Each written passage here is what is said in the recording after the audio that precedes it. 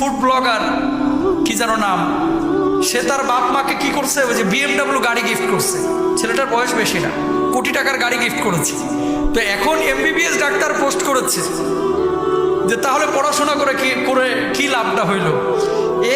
23, 24, 25 বছরের বাপ মারা কোটি টাকার গাড়ি গিফট করতেছে ইনকাম করে, আর আমরা এত দূর পড়াশোনা করে এখনো 30-40 হাজার টাকা 50 হাজার টাকা কামাইতে পারতেছি না। পরিবারে দুর্বল থাকলে খোঁচা দিয়েন না। অনেক দুর্বল, সবল হতে কিন্তু সময় লাগে না। সব সময় একরকম থাকে না, পরিবর্তন হইতে কিন্তু বেশি সময় লাগে না। বহুত বেকার যুবক আছে এখানে, ছিল বেকার, আজকে যা পয়সা কামাচ্ছে, বড় ভাই 7 মাসে যা কামায়, ওই বেকার ছেলেটা যারা তুচ্ছ-তাচ্ছিল্য করতো ওই 1 মাসেই কামায় বৈধভাবে। এরকম আছে না? নাই আছে। সুতরাং রিস্ক এটা কার পক্ষ থেকে? আল্লাহর পক্ষ থেকে। একটা কথা